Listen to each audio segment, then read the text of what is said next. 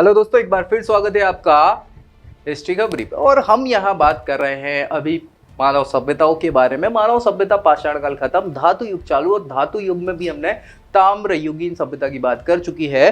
अब यहाँ हम कांस्य की बात कर रहे हैं, ठीक है। सो कांस्य युगीन की हम यहाँ पे कांस्य युग की बात करेंगे, द ब्रोंज एज जो कहा जाता है इंग्लिश में।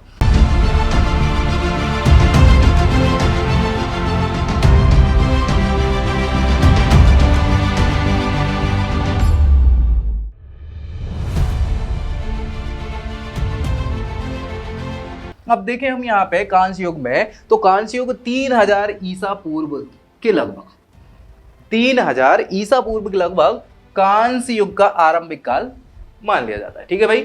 कांस्य युगीन सभ्यता जो है कब मानी जाती? कॉपर के बाद, तांबे के बाद, है ना। सो 3000 ईसा पूर्व के लगभग इसको बोल दिया जाता है कि इसका आरंभिक काल है। इस काल में तांबे के स्थान पर, किसकी बात कर रहे हैं? तांबे की, क्योंकि पहले इनिशियली तांबे की खोज हो गई थी ना, तो तांबे के उपकरण मिल रहे थे, तांबे के हथियार मिल रहे थे, तांबे के औजार मिल रहे थे, सब मिल रहा था तांबे का।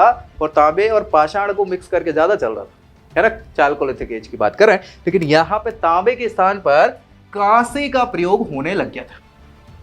तो सारे उपकरण किसके मिलेंगे? कांसे के मिलेंगे। इसी के फलस्वरूप इस काल को क्या कह देते हैं? द ब्रोंज एज कह दिया जाता है। बहुत सिंपल सा कॉन्सेप्ट है, कोई गलत इसमें है नहीं। इस काल का मानव जो था वो धर्म, कला, लिपि, व्यवसाय से संबंध हो चुका था, ठीक है। इस समय का जो व्यक्ति, मतलब कांस्य युग का जो व्यक्ति है, उसमें धर्म की बात भी चलने लग गई थी, कला तो आई गई थी, लिपि भी लिख रहा था, व्यवसाय तो भंवर कर रहा था। क्यों? क्योंकि इसी में हम बात करेंगे सिंधु घाटी सभ्यता की। इन सारी चीजों की हमें साक्ष्य मिल चुके हैं कांस्य युगीन में, धर्म, कला, लिपि, व्यवसाय की। कांस्य युग में तांबे, क्योंकि तांबा तो पहले ही आ चुका था ना, तो तांबा भी यूज हो ही रहा है, लेकिन साथ ही साथ नई चीज जो ज्यादा मात्रा में मिलेगी, कांसा मिलेगा, है ना। तो तांबे और कांसे के अतिरिक्त यहाँ पे टिन, क्योंकि टिन से ही, तांबे को टिन के साथ मिला के ही तो हमें क्या प्राप्त हुआ?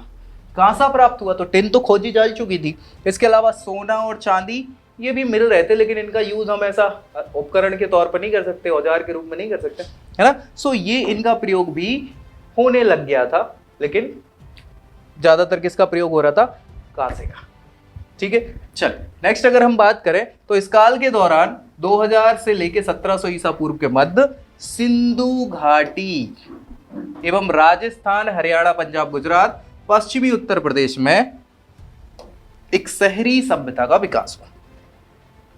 हड़प्पा सभ्यता, सिंधु घाटी सभ्यता, ये सारी सभ्यता को मिला के बोल दिया जाता है। इसी किसी समय में इन सारी जगहों पर सभ्यता का विकास हुआ, जिसमें कांसे के उपकरण, औजार और सारी वस्तुएं साक्ष्य के रूप में प्राप्त हुए हैं, भंवर मात्रा में बहुत ज्यादा, ठीक है। तो सबसे ज्यादा विकास इसी सभ्यता का मान लिया जाता है, और यही शहरी सभ्यता कहलाती है, नगरीय सभ्यता, विकसित नगरीय सभ्यता, ठीक है। अलग अलग सभ्यताएं थी अलग अलग जगहों पर, लेकिन विस्तृत रूप से भारत में जो सभ्यता मानी जाती है इस समय की, उसको हम सिंधु घाटी सभ्यता के रूप में जानते हैं, ठीक है। कांस्य युग की अवधि में शिल्प, व्यवसाय और व्यापारिक केंद्र के रूप में, ये भैया शिल्प कला की अगर बात करी जाए, व्यवसाय की बात करी जाए, और व्यापारिक केंद्र जो थे जहां से व्यापार बढ़ता था, उनमें सबसे बड़ा नाम किसका मिलेगा? हड़प्पा और मोहनजोदाड़ो। साथ ही साथ इंडिया में लोथल हो गया, कालीबंगा हो गया, बनावली हो गया, ये शहरों का क्या है? उदय हो गया। किस रूप में? व्यापारिक केंद्रों के रूप में, शिल्प केंद्रों के रूप में, या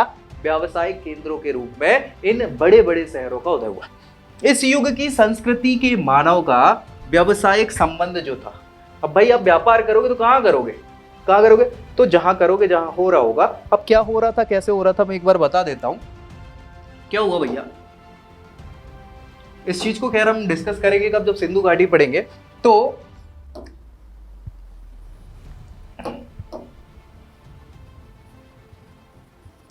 ये उस समय का भारत है ना। भारत में ये वो पूरी जगह मान लो अपन, ये ऐसी इधर तक, ये इधर जाओगे आप थोड़ा सा ऐसा, ये वो पूरी जगह है, ये दिख रही है ना, ये वाली जगह, ये सिंधु घाटी की जगह है जहां पे कांस्य युगीन सभ्यता है।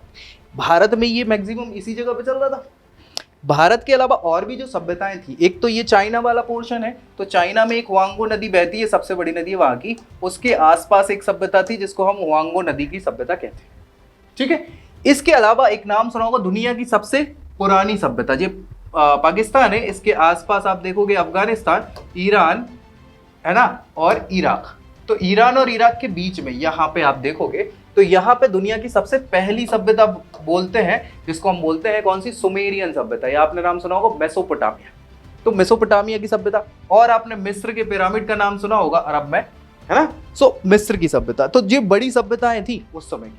अब यार यहाँ तो हिमालय पर्वत है, तो आप ये भली पास में पड़ रही है लेकिन यहाँ जा तो पाओगे नहीं हिमालय पार करके, तो यहाँ संबंध था नहीं, है ना। और ये बहुत दूर पड़ जाती थी मिस्र वाली, लेकिन कोशिश करते थे यहाँ भी जाने की, यहाँ नहीं गए हम। सो सबसे ज्यादा पश्चिम में ही आप गए थे, तो क्या है वही चीज यहाँ पे लिखी हुई है। क्या लिखी हुई है देखो, इस युग की संस्कृति के मानव का व्यावसायिक संबंध जो था पश्चिमी एशिया और मध्य एशिया के मध्य स्थापित हो चुका, यही चीज लिखी हुई है, ठीक है। इस काल में राज्य एवं केंद्रीय शक्तियां भी विकसित हो गई थी। इस काल में धीरे धीरे राज्यों का डेवलपमेंट होने लग गया, राज्य बनने लग गए, राज्यों के साथ साथ अब फिर बड़े बड़े जब राजे महाराजे टाइप के लोग होने लग गए तो बड़े बड़े विकास भी होने लगे, किस रूप में, केंद्रीय शक्ति के रूप में, ठीक है। सो ये सारी चीजें आपको कहाँ मिलेंगी, कांस्य युग में मिलेंगी, और बहुत इंपॉर्टेंट है ये कांस्य युग, द ब्रोंज एज। और इसी के साथ मैं आपको बोल देता हूँ धन्यवाद। तो नेक्स्ट वीडियो में हम बात करेंगे लोह युगीन सभ्यता की,